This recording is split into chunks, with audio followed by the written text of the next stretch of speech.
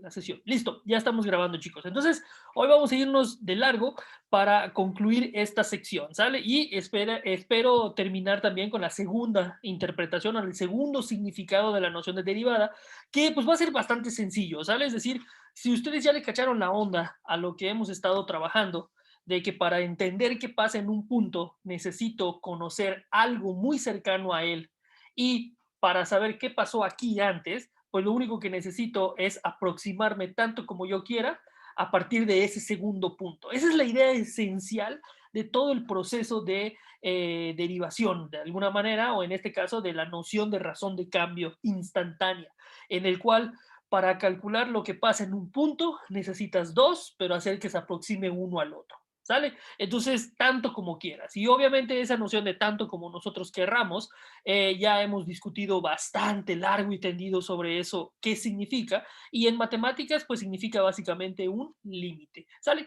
Entonces, voy a agregar un poquito acá de notación con respecto a lo que vamos a estar haciendo. ¿Sale? Si ustedes se fijan, aquí estuve trabajando o estuve mencionando en el problema de la velocidad instantánea, que ayer hicimos todo este desarrollo, que la velocidad instantánea, al final llegamos a la conclusión de que la velocidad era igual a menos 32 metros sobre segundo. Aquí hay algunos aspectos que el día de ayer no discutí. Por ejemplo, el movimiento, o vamos a decirlo así, la trayectoria que sigue el objeto al caer, pues va a ser en línea recta, ¿no? Oh, cae. Sin embargo, la función que está describiendo ese comportamiento, pues no es una línea recta, ¿sale? Es decir, es una parábola que más o menos tendría algo como esta forma, ¿sale? Esa sería esta forma de la parábola. Y de hecho, nosotros dimos la función posición, que era 64 menos 16 t cuadrada. Ahora, una cosa muy interesante aquí, si ustedes se fijan cuando calculamos la velocidad instantánea y el resultado que nos quedó, pues ustedes notarán de alguna manera que este es negativa. ¿Qué significa entonces que sea negativa la velocidad? Ojo, aquí también hay que recordar algo que también estuvimos mencionando desde hace varias semanas, que tiene que ver con la rapidez y la velocidad. La rapidez, al final de cuentas, es la velocidad, pero con valor absoluto, vamos a decirlo así. La velocidad, además de que les está indicando la rapidez con la cual se está moviendo ese objeto que se mueve, propiamente también les está diciendo una referencia con respecto a en un sistema de referencia, ¿sale? Es decir, la velocidad toma en consideración qué sistema de referencia tú tienes, ¿sale? Ahora, si nosotros vemos que la velocidad es negativa, implicará principalmente que el objeto se está acercando, vamos a ponerlo así, se está acercando al origen. Cuando digo origen, estoy refiriéndome al sistema o al cero bajo el cual nosotros asumimos nuestro marco de referencia. ¿Vale? ¿Qué quiere decir, chicos? Que básicamente lo que nosotros veríamos si fuéramos el marco de referencia o nosotros mismos seamos el origen, pues lo que yo vería es caer al objeto hacia mí, ¿sí? Y en algún momento me va a pegar, ¿sale? Es decir, en t igual a 1, que vamos a marcarlo por acá, la velocidad a la cual caía este objeto, específicamente cuando t es igual a 1, era igual a menos 32 metros sobre segundo. Básicamente, muchachos, lo que me está diciendo la velocidad es que me estoy acercando al marco de referencia o me estoy acercando al origen de referencia bajo el cual estoy asumiendo el comportamiento de esta partícula. ¿Sale? Entonces, la velocidad, en el caso del signo, me va a estar diciendo también ese tipo de informaciones. Si la velocidad hubiera sido positiva, muchachos, en este caso, que no lo fue, eso me estaría indicando que me estoy alejando del marco de referencia, ¿sale? Entonces hay que tener en consideración ese tipo de cosas. Ahora, si nosotros pensamos en la rapidez en la cual iba el objeto, obviamente la rapidez va a ser igual a 32, porque la rapidez no considera el marco de referencia. Solamente les estaría diciendo en valor absoluto la velocidad. ¿Sale? Eso es una cosa muy importante que el día de ayer me faltó puntualizar. Bueno, eso es con respecto a la velocidad instantánea y al signo de la velocidad instantánea. Otra cosa muy importante que vamos ahora a trabajar también va a ser la notación, ¿sale? La velocidad instantánea, como ustedes se fijaron, yo la dejé de esta manera, b inst igual a menos 32 metros sobre segundo. Sin embargo, ahora conviene ampliar un poco la notación que nosotros hemos tenido, ¿sale? El día de ayer también desarrollamos o vimos que, que el límite, cuando el tiempo, cuando yo tomo dos puntos, un T1 y un T sub 2, y T sub 2 tiende a T sub 1, cuando T sub 2 tiende a T sub 1, esto implica que el diferencial o el incremento en el tiempo se hace cero. ¿Vale? Estas dos expresiones son equivalentes. De hecho, es básicamente es lo mismo, ¿ok? De la razón de cambio promedio con respecto a la posición con respecto al tiempo, pues esta noción era igual a la velocidad instantánea, ¿sale? Ahora voy a poner un poquito de notación aquí que me va a servir. Dado que esto es velocidad instantánea, vamos a ponerlo por acá, velocidad instantánea. Dado que lo que estoy diciendo, chicos, si ustedes se fijan, es que cuando tomo dos puntos, yo asumo que puedo formar ese triángulo, ¿sale? O sea, se forma este triángulo, cuyas longitudes son el incremento en la posición y acá es el incremento en el tiempo, ¿sale? Este es el triángulo característico que siempre voy a estar trabajando cuando esté haciendo aspectos que tienen que ver con la derivada, ¿sale? Este triángulo va a ser muy característico del tipo de procedimientos o de método que voy a estar utilizando cuando estoy comparando dos razones. ¿Sale? O mejor dicho, cuando estoy comparando dos cantidades a través de una razón de cambio.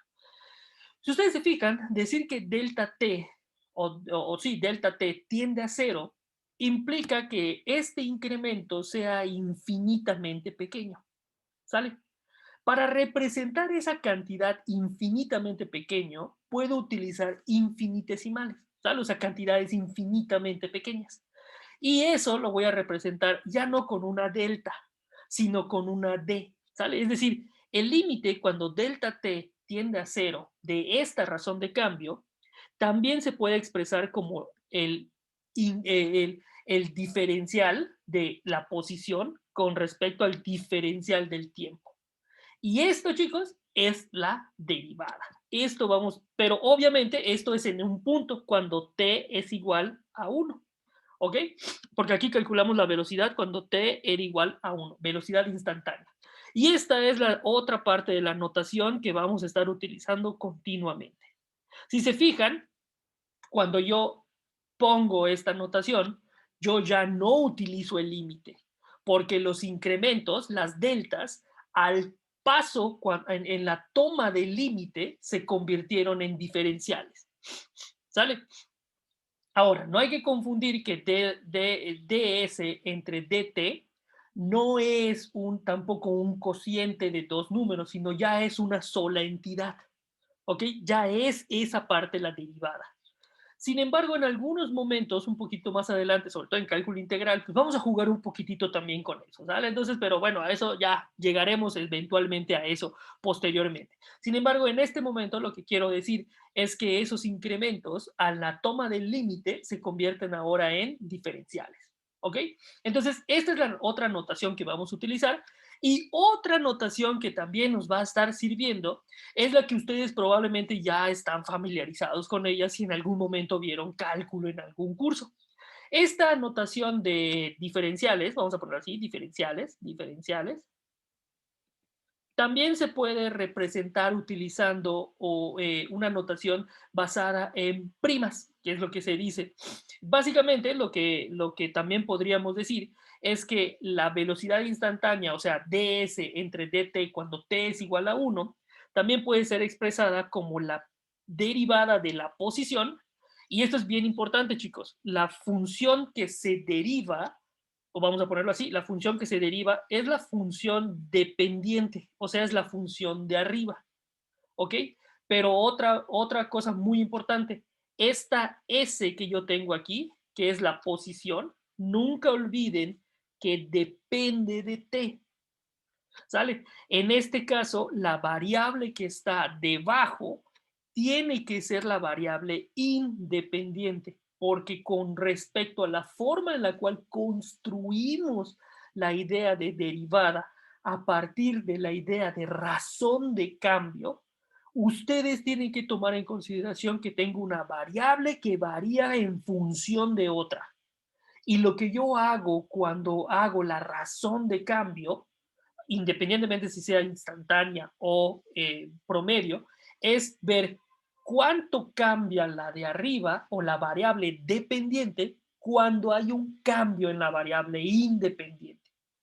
Es decir, es muy diferente si ustedes llegaran a escribir esto, por ejemplo, dt entre d sub s, entre ds, perdón. Es completamente diferente la idea, chicos. ¿Por qué? Porque ahí lo que tendría que estar asumiendo en la última parte que acabo de escribir, en esta que acabo de encerrar, es que el tiempo depende de la posición. No digo que eso no puede suceder, podría suceder en algún caso, no lo sé. Sin embargo, de manera más común, si ustedes se acuerdan, el tiempo casi siempre es nuestra variable independiente, porque es aquello que no podemos de alguna manera controlar y ver qué pasa cuando este tiempo va cambiando, ¿sale? Entonces, voy a borrar esta parte, ojo, ojo con esa parte, chicos, porque es muy importante saber con respecto a quién estoy derivando, ¿sale? Si ustedes se fijan, aquí estoy derivando con respecto al tiempo, ¿ok? Esta es la derivada, voy a ponerlo acá, la derivada de la posición con respecto al tiempo. Que es una cosa totalmente diferente de decir que voy a calcular la derivada del tiempo con respecto a la posición, que no va a ser nada común, ¿sabes? Casi siempre vamos a estar trabajando con este tipo de situaciones. Y bueno, ya para concluir con esta parte de la notación, lo único que me haría falta es que esto es la derivada, o sea, es la S', pero en un punto específico, ¿sale? Me está interesando un valor en particular. ¿Cuándo? Cuando t es igual a 1. Y este es justamente el número que iría aquí. O sea, básicamente, chicos, lo que trato de decir es que la derivada de la posición es la velocidad instantánea, obviamente.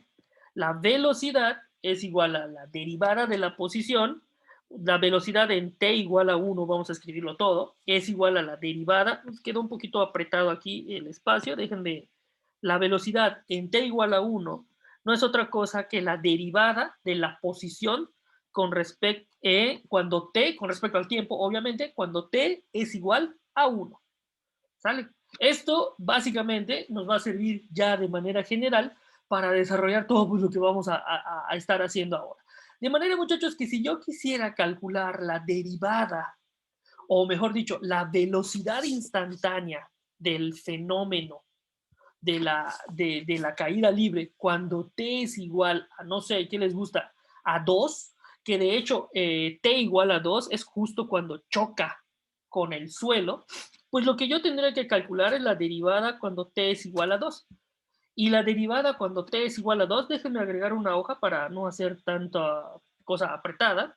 Bueno, entonces, si quisiéramos calcular la velocidad en t igual a 2, o sería la velocidad de choque, vamos a ponerlo así, de choque del objeto, pues esto sería la S' en 2, que por notación, chicos, tendríamos esto, sería la derivada de la posición con respecto al tiempo, y recuerden, cuando yo pongo D, estoy hablando de que esa ya es la razón de cambio instantánea, ¿sale? Cuando t es igual a 1, y esto básicamente es el límite cuando delta t, ahora sí el incremento, porque aquí los diferenciales es cuando ya tomé el límite, chavos, ¿ok? Es bien importante. Los diferenciales, la notación de d y la de s', ya es con el límite, ¿ok? O sea, ya tomé el límite del incremento en la posición con respecto al tiempo, que básicamente implicaría el S de, ¿qué sería? De 2, ¿no? S de 2 menos S de 2 más delta T, entre de 2 menos 2 más... No, perdón, aquí me equivoqué. Tendría que ser S de 2 más delta T, porque es el que sigue, menos S de 2 dividido entre 2 más delta T menos 2. Ahí está. Puedo hacer las cuentas otra vez, chicos. Puedo ver qué es lo que me queda. Hago las cuentas, cancelo, y me va a quedar, ¿sale? Entonces vamos a terminarlo si les parece. Vamos a ver cuánto sería la velocidad de choque. Entonces, S de 2 más delta T, pues ustedes recuerden cuál era la ecuación de la función. Aquí va a estar, era 64 menos 16T cuadrada.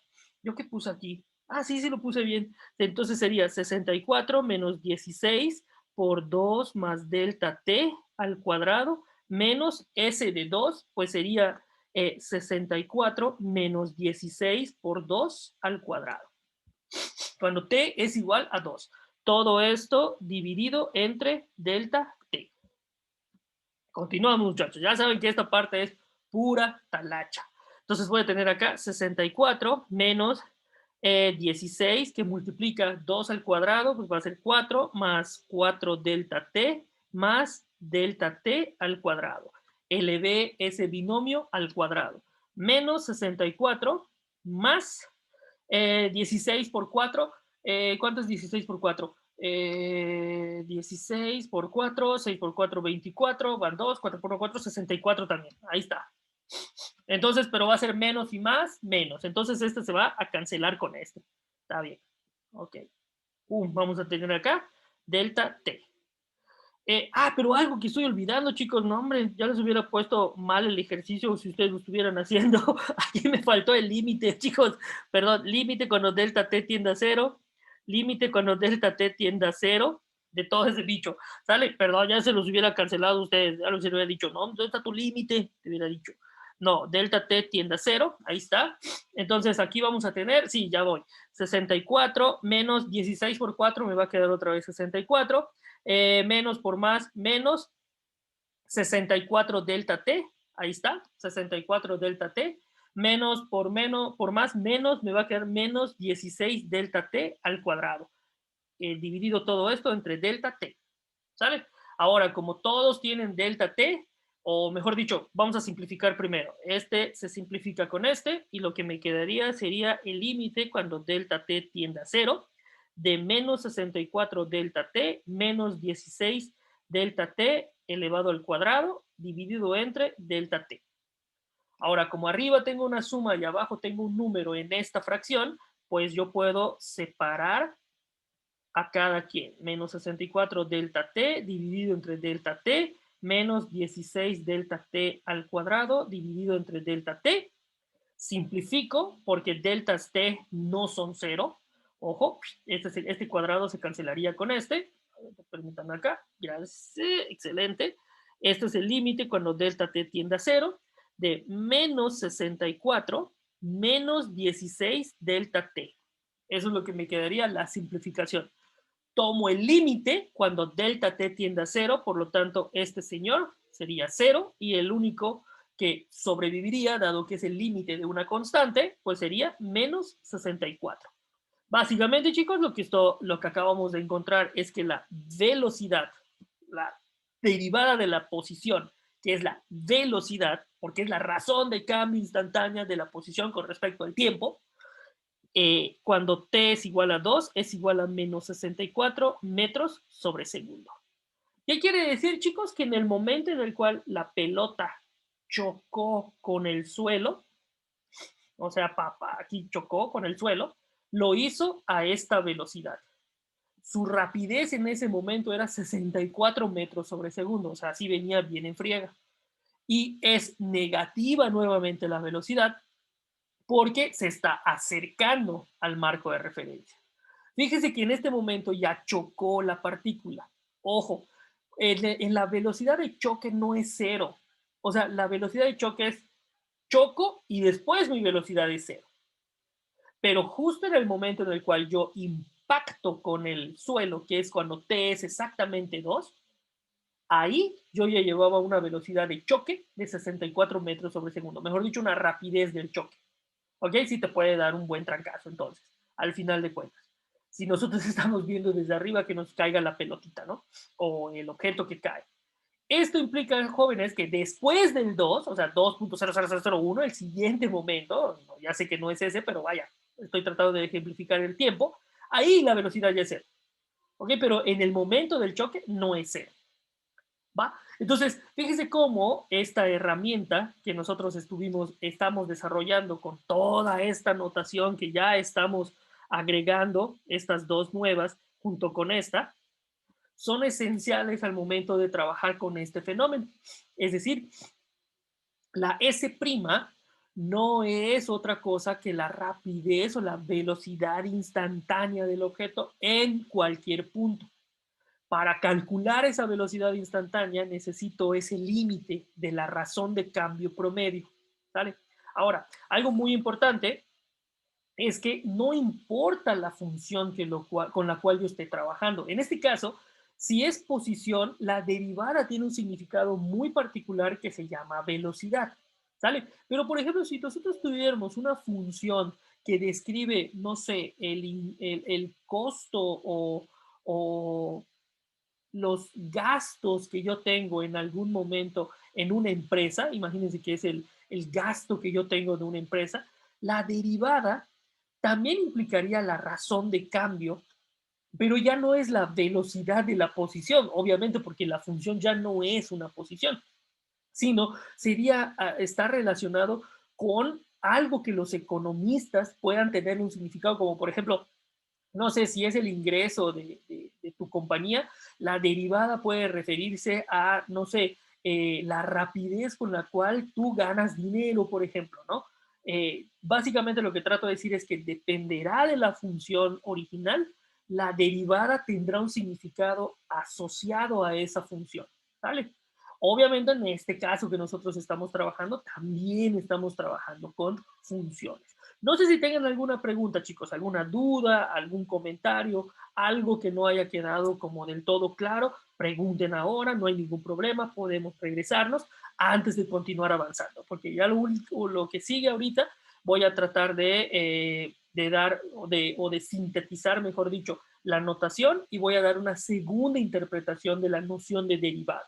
Esto que nosotros estuvimos aquí, esta S', ya es la noción de derivada. Es la derivada de la posición con respecto al tiempo. Obviamente, obviamente, con respecto a la variable independiente con la cual yo esté trabajando. ¿Sale? Bueno, repito, no sé si tengan alguna duda, pasamos a lo siguiente. Ustedes me dirán. Nada, manita arriba. Ok, vamos a avanzar, chicos. Entonces, como les dije, esta clase ya va a tratar de sintetizar algunas cosas y probablemente concluyamos un segundo significado porque ya simplemente nos vamos a ir de corrido. Ahorita van a ver. Por ejemplo, el primer significado de la derivada va a ser como razón de cambio instantánea. Como yo les decía hace ratito, en el momento en el cual nosotros, en el problema en el cual estuvimos trabajando hace un momento, asumimos que la función con la cual yo trabajaba es una función posición. Pero esto no necesariamente tiene que ser así, chicos. Yo puedo hablar, por ejemplo, como ahorita están las vacunas del COVID, el número de vacunas administradas durante el semestre enero-junio del 2021. Y nosotros podríamos tener un comportamiento gráfico ahí, ¿no? Ahí, del número de vacunas administradas. Como ustedes se fijan, pues no estoy hablando de la posición de alguna partícula, estoy hablando de la cantidad de vacunas que hay, que incluso pudiera considerarse una función discreta, pero pudiéramos trabajarla también como una función continua para efectos de que podamos utilizar el cálculo. De hecho, esta es una situación bastante recurrente entre las disciplinas científicas. A mí me ha tocado escuchar conferencias de economistas o de biólogos que aunque sus variables son discretas, ellos con la intención de utilizar las herramientas del cálculo como puede ser las razones de cambio instantáneas, asumen que sus fenómenos en algunos momentos son continuos con la intención de usar el cálculo. Entonces fíjense cómo también ahí, un poquitito más adelante, vamos a empezar también a describir bajo qué condiciones puedo derivar una función. O sea, porque si bien ya nosotros tenemos aquí una herramienta muy poderosa en la cual asumimos que tengo 2 puntos y que 2 puntos se convierten en uno en la toma del límite, porque fíjense que ese es el fenómeno que yo tengo. Tengo 2 puntos que en la toma del límite se convirtieron en uno para saber qué pasa exactamente ahí. Entonces, justamente, bajo qué condiciones eso siempre va a suceder, por ejemplo, siempre puedo asumir que eso va a pasar, o llegará un momento en alguna función en la cual eso no pueda hacerlo. ¿Qué tipo de funciones podrían no admitir este tipo de cosas? ¿Habrá funciones que no se puedan derivar? ¿O habrá puntos en los cuales no pueda calcular la velocidad instantánea? Fíjense cómo entonces vamos a estar desarrollando también teorías sobre funciones diferenciables, que básicamente son aquellas funciones que puedo derivar y las que no puedo derivar. ¿Ok? Entonces, pues, más adelantito vamos a estar desarrollando esa teoría. Obviamente, acompañando esto con algunas demostraciones, algunas reflexiones, síntesis, etcétera, etcétera. Lo importante al final de cuentas, chicos, es que en el momento en el cual yo, principalmente la utilidad de las razones de cambio instantáneas en los fenómenos o cuando modelo fenómenos, es que me permiten describir cómo se comporta ese fenómeno, la rapidez de ese fenómeno al final de cuentas. O es decir, cómo está cambiando aquello que está cambiando. Lo que interesa realmente, chicos, como yo les decía en algún momento, es que, por ejemplo, tú pudiste haber recorrido una cierta distancia en 5 minutos, pero otra persona pudo haber recorrido esa misma distancia en 10 minutos. La idea es, oye, ¿cómo comparo eso que hicieron, no? Porque aunque recorrieron la misma distancia, no la recorrieron igual. Esa noción de tratar de entender cómo recorrieron esa distancia lleva directamente a preguntas que tienen que ver con la rapidez, la forma en la cual cambia o varía aquello que está cambiando. Obviamente, la herramienta principal que tenemos para eso son las razones de cambio, ¿ok? La forma en la que varía una variable con respecto al cambio en la otra. De hecho, eso es lo que hemos estado definiendo incansablemente desde el momento en el cual empezamos a abordar la noción de derivada. Chicos, básicamente lo que trato de decir es, entender la noción de derivada implica entender el cambio. Además de entender el cambio, de cuantificar el cambio. Básicamente es entender la variación. Por eso se llama cálculo diferencial, porque estamos a partir de las diferencias, o sea, de ahí viene la palabra diferencia, de las diferencias del cambio, porque la diferencia me permite analizar el cambio, es que yo puedo entender de una manera mucho más concreta lo que sucede con ciertos fenómenos que están variando. ¿Sale? Entonces, esa es la principal utilidad de la derivada. Básicamente es, si ustedes tienen un problema o un fenómeno que está cambiando o que está variando, la herramienta que les va a servir para entender eso va a ser la derivada. Ya está. O si yo quiero entender el cambio en ese fenómeno, mi proceso, mi procedimiento me va a llevar, sin lugar a dudas, a la noción de derivada. Esto es lo que Newton tenía entre manos en algún sentido. Él quería entender el cambio o la forma en la cual se movían los planetas, por ejemplo. Entonces él tenía que entender que una posición inicial y después una posición final, y realmente lo que Newton nos proveyó a la humanidad fue un procedimiento para calcular el cambio. Y ese procedimiento o esa herramienta es la derivada. O mejor dicho, son los procesos de derivación al final de cuentas, ¿sale? Y para entender todo eso, pues obviamente tuvo que echar mano de las diferencias. Bueno, esta es parte de la notación que hemos estado trabajando, chicos. Esto es parte de los conceptos que hemos estado desarrollando. Y bueno, la razón de cambio instantánea, al final del día, lo que busca es hacer que 2 puntos, o entender qué pasa en un punto a partir de analizar uno que esté, obviamente, muy cercano a él. Ahí voy a tratar de hacer un zoom a las imágenes. Como se fijan, bueno, en este caso nada más una cuestión de notación, aquí debería de ser x1, ¿sale? De acuerdo a lo que nosotros hemos estado viendo, y esta sería la posición de la partícula, ¿sale? Entonces aquí es posición y aquí es tiempo, nada más para tener una cierta concordancia con todo lo que hemos estado viendo con el último fenómeno, ¿sale? Entonces, para entender la velocidad en x1, pues lo que yo necesito entender es qué pasa cerca del x1. Casi siempre, en este caso, tomamos un punto que está después del x1, pero no hay ningún problema. Si nosotros, por ejemplo, asumimos que aquí está x1 y antes de él está x2, no pasa nada, porque al final de cuentas, lo que yo voy a hacer es que delta t tienda a 0, o lo que es lo mismo, t2 tienda a t1. O si quiero calcular la posición en T1, perdón, aquí son T, no son X, perdón, aquí son T1, T2 y T1. O si quisiera calcular la rapidez en T2, pues hago que T1 tienda a T2, pero eso implicaría que T dt tienda a 0 también. Fíjense, se dan cuenta, o sea, es básicamente la misma idea. Y bueno, lo que nosotros hemos concluido a partir de todo este análisis bastante eh, un día con día que hemos estado tratando de machacar esa idea, de darles esa idea de que, oigan, para entender un punto necesitan dos, para entender un punto necesitan dos y hacer que este otro punto tienda al otro en la noción de límite, ¿sale? Pues es que desarrollamos ya a partir de todo eso esta notación que es la que nos va a estar sirviendo.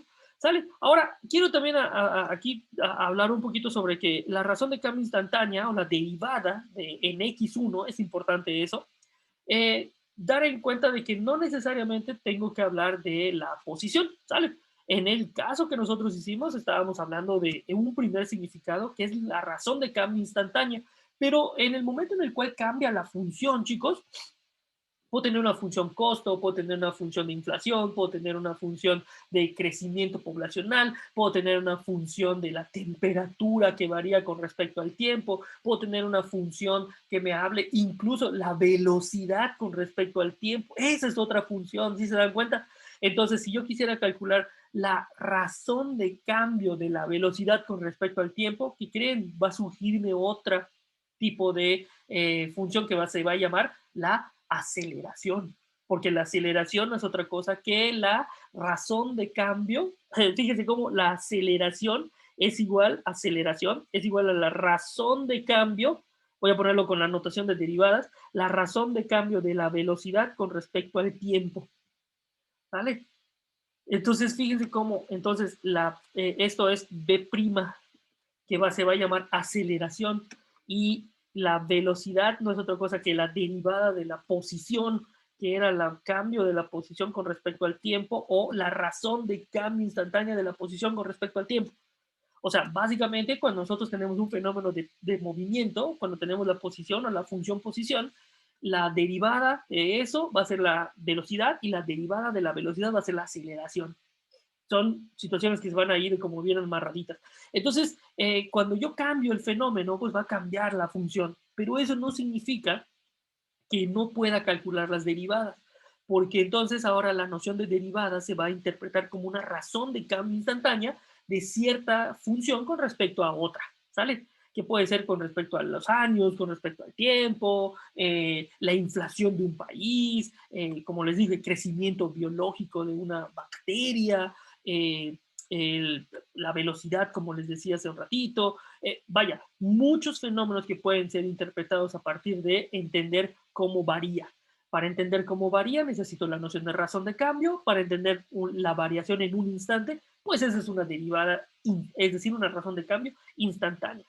Ahora, geométricamente, pues lo que nosotros hicimos o tratamos de interpretar es que estos dos puntos en el límite se convierten en uno mismo. Tú y yo somos uno mismo, y este punto tiende tanto a tanto como se quiera, que en el límite se confunde. Es decir, esos incrementos, esos deltas, estos incrementos delta t, por ejemplo, cuando hago que tienda a cero este incremento, la razón de cambio promedio, que es lo que nosotros teníamos, se convierte en la razón de cambio instantánea. Pero para hacer esto necesito el límite, ¿vale? De manera, muchachos, y básicamente, la derivada, chicos, es un límite, ¿ok? La derivada se define como un límite de una razón de cambio promedio. Y eso se convierte entonces en una razón de cambio instantánea. Dos puntos se convierten en uno. Esa es la idea principal de todo el cálculo, chicos. De todo el cálculo es dos puntos se aproximan tanto como se quiera. Obviamente, muchachos, si estoy hablando de límites, estoy hablando también de épsilons, deltas, toda la teoría que nosotros ya desarrollamos al final de cuentas, que está relacionado con esto. Bueno, una segunda interpretación o un segundo significado de la noción de derivada, chicos, que es una cuestión también que probablemente ustedes ya la trabajaron, es que la derivada es la pendiente de la recta tangente a una curva. ¿Vale? Este sería el segundo significado de la derivada. Ojo, ojo, la derivada es la pendiente, no la recta tangente. ¿Ok? Ojo, muy importante. Ahora, una cosa muy importante aquí es que la situación que orilló o que permitió el surgimiento del estudio de esta noción en este contexto geométrico del estudio de curvas fue principalmente que los matemáticos de una época, y Leibniz estaba en esos matemáticos, querían construir,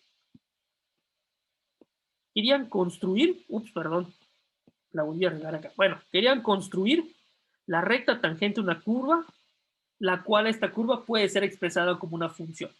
Ahora ustedes estarán preguntando, ¿para qué querían eso los matemáticos? Muros matemáticos son bien raros. Ustedes pueden pensar, ¿quién querría o quién en su sano juicio querría entender una recta tangente, ¿no? ¿Y de dónde sale eso? Pues fíjense que las rectas tangentes son unas cuestiones bien interesantes. Las rectas tangentes, cuando en la antigüedad, los geómetras que estudiaban propiamente estos aspectos geométricos de las formas o las formas geométricas al final del día, eh, ellos estaban interesados mucho en tratar de entender la forma en la cual pueden construir las cosas o estos cuerpos geométricos con regla y compás. Era uno de los problemas que tenían los matemáticos de esa época, los griegos principalmente. Y todo eso se extiende después a partir de los trabajos de Euclides y de los 13 libros de los elementos, ¿no? Bueno, el punto es que un problema abierto que siempre ellos tenían, ¿no? Un problema que tenían entre manos era construir con regla y compás ciertas cosas. Por ejemplo, bisecar un ángulo, construir un polígono, trisecar un ángulo, que eso nunca lo pudieron hacer con regla y compás, etcétera, etcétera. O de hecho hay algo que se llama la cuadratura de la parábola, querían ver, por ejemplo, o la cuadratura del círculo, por ejemplo, querían decir, bueno, ¿cómo puedo inscribir usando regla y compás un cuadrado en una circunferencia? ¿No? Entonces, inscribirla quiere decir ponerla dentro de la circunferencia y que no quedaran ningunos espacios sin que quedaran dentro uno de la otra, ¿no? Entonces es un problema muy interesante. El punto es que cuando ellos estudian todas estas cosas, salen también las rectas tangentes. Las rectas tangentes son bien padres, son bien interesantes, porque permiten entender, de hecho, ciertas formas geométricas también, o les permitía de alguna manera caracterizar ciertas formas geométricas. Por ejemplo, imagínense que voy a dibujar puras rectas tangentes. Voy a hacer algo que se llama una envolvente, ¿sale? Entonces, imagínense que hago estas rectas tangentes así. Voy a estar dibujando puras rectas, imagínense que son puras rectas, ¿vale? Si ustedes se fijan, con solo las envolventes, es decir, con estas rectas tangentes dibujadas así, una tras de la otra, yo puedo asumir o puedo suponer incluso puedo hasta visualizar una forma geométrica que muy particular que está asociada a esa envolvente con tangente. Podría ser una parábola, ¿no? Una parábola que pase por todas estas rectas que son tangentes y puedo dibujar la parábola. ¿Sí se dan cuenta? Por ejemplo, puedo también hacer otra envolvente con puras rectas tangentes y ustedes me pueden decir qué figura geométrica puedo tener ahí. Ustedes se podrán dar cuenta que podría ser una elipse o podría ser una circunferencia.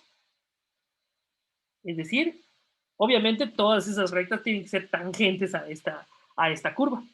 Es decir, realmente, o otra envolvente, por ejemplo, así, así. Y si ustedes se fijan, solo con las rectas tangentes yo puedo describir un comportamiento. Es bien interesante esta parte. Y otra cosa muy importante con respecto a las tangentes, y esta es una cuestión así como muy importante.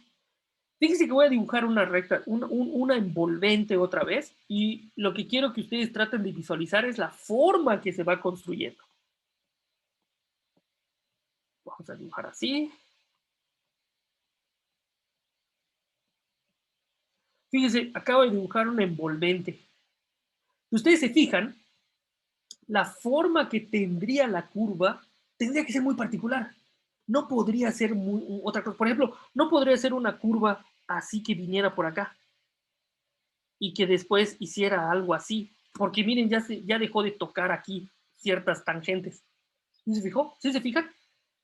Es decir, la envolvente, de alguna manera, me determina, si ustedes quieren verlo así, un comportamiento. De hecho, el comportamiento tendría que ser algo así. Venir por acá, subir, o sea, subir un poquito más para que toque todas estas, venir por acá y después bajar acá para que toque todas estas y estar así. O sea, básicamente me describió una curva así. ¿Qué quiero decir con esto, chicos? Que las tangentes son importantes en las curvas porque les dan dirección. Es una cosa bien importante. La tangente es necesaria porque al final de cuentas, si yo conozco las tangentes, ojo, si yo conozco la forma en la cual se comportan las tangentes a una curva, va a darme dirección.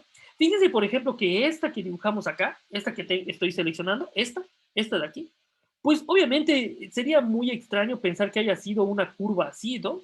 Como por afuera, porque no todas serían tangentes, o sea, en algunos momentos no se cumplirían los puntos de tangencia. No le quedaría de otra posibilidad a la figura que yo estoy envolviendo, valga la situación, que sea una circunferencia o al menos una elipse, por ejemplo. O sea, no puede ser que esté por fuera, tendría que estar por dentro, ¿no? Al igual que esta curva. Fíjese que otra vez, si yo hago tangentes así, o esta me salió un poquito fea, o puras tangentes así, ups, me salieron bien feas estas últimas dos. A ver, así. Fíjense cómo a esa curva, estas tangentes me están dando direcciones, ¿no? Me están dando una dirección. No puede ser que mi curva venga así. Fíjense, no tendría sentido. Tiene que creen venir por acá, pasar por acá, bajar por acá y bajar así. O sea, tendría que ser algo así. Las tangentes me permitieron dirigir la curva. Y ese era un problema, o mejor dicho, fue una situación que a los griegos les llamó muchísimo la atención. O sea, fue algo que dijeron, oigan, las tangentes son útiles por este tipo de situaciones. Me permiten dirigir de alguna manera el comportamiento geométrico de curvas. Y por eso se estudian. De hecho, otras cosas, o sea, esto no es nada más de hace muchos años que digan, no, los griegos no tenían nada que hacer. Por ejemplo, fíjense en algo que les voy a postear ahorita, déjenme dejar de compartir acá, les voy a compartir otra pantalla, a ver, déjenme verla, déjenme buscarlas. ¿Cómo se llama? En arquitectura hay algo que se llama las envolventes de una construcción. Y, por ejemplo, esto es bien interesante, si ustedes han visto algunas construcciones bastante así como modernas, así como que muy de aquí, ustedes podrán darse cuenta que cuando construyen estas cosas, lo que hacen no van poniendo, ¿cómo decirles? No van poniendo como que pedazos de material, ¿no? No, lo que hacen es un envolvente, o si ustedes quieren verlo así, un esqueleto de la construcción que después van rellenando. Lo importante con estas envolventes, esta no se aprecia mucho. A ver, déjenme buscar otra. Esta no se aprecia mucho. A ver, como ese tipo de cosas, no tan complejas como estas. Pero el punto con estas envolventes es que si se fijan, lo que tratan ellos de hacer con los materiales es darles dirección. ¿Y qué creen? Si ustedes son observadores y tratan como de describir un poquitito esta construcción, ustedes se fijan, si nosotros pudiéramos hacer como un estudio, un análisis de una porción, ¿qué creen? Van a ver puras rectas tangentes, van a ver puras tangentes, porque lo que les interesa a ellos es que tenga la forma. Entonces, para dar esa forma, no van poniendo materiales ya totalmente directos, ¿no? Así como que un pedazo de construcción así como encima, no. Y después lo van golpeando, no. Primero tienen que darle dirección. ¿Y qué creen? La forma en la que le dan la dirección tiene que ver con las rectas tangentes a esta cosa que quieren construir al final de cuentas. Entonces esas envolventes en geometría son importantes, pero también en arquitectura. Aquí es un libro que encontré por allá, o sea, no vayan a creer que yo me puse aquí como a buscarlo así. No, simplemente, oigan, ¿dónde está? Ahí está, ya. Y todo eso lo que hacen ellos es entender superficies, en este caso porque están trabajando en 3D, tratando de entender superficies, pero estas superficies las entienden a través de los planos, vamos a decirlo un poquito más adelante, ustedes lo van a ver también, planos tangentes, que si nosotros ya nos vamos como a la parte básica, pues son rectas tangentes, chavos, son esas tangentes que le permiten al diseñador dar dirección. Eso es lo que trato de decir. Y la idea primordial de las rectas tangentes y su importancia es porque me permiten hacer eso. Me permiten no entender todo, sino entender la dirección de una curva. ¿Hacia dónde la quiero dirigir? Hago una tangente, ¿no? Básicamente, muchachos, esto es una de las aplicaciones, vamos a ponerlo así, de este tipo de nociones.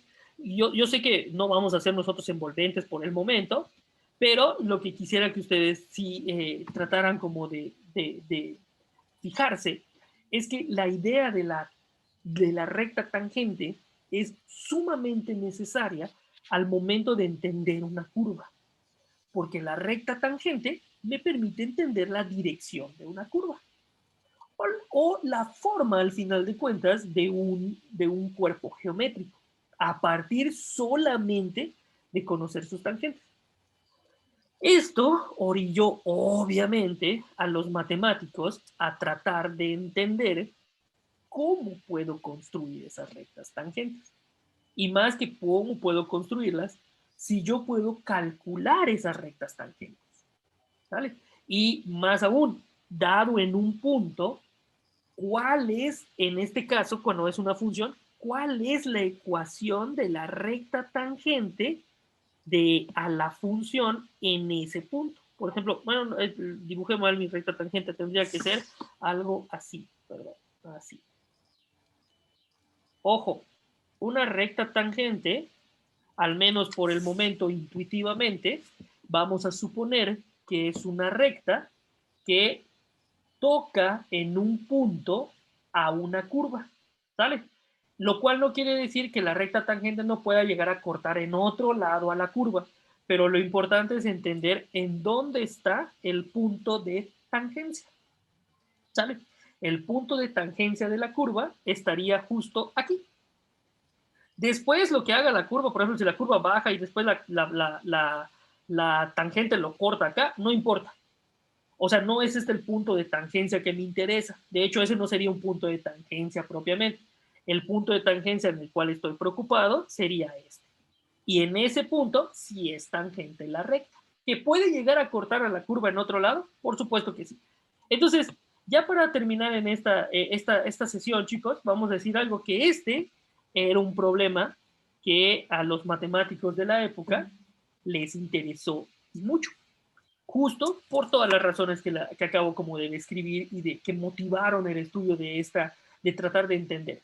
Bueno, vamos a dejarlo hasta acá, muchachos. Mañana continuamos con esta idea y vamos a concluir ya con este otro con este otro significado que de verdad es básicamente la misma idea que nosotros hemos estado trabajando.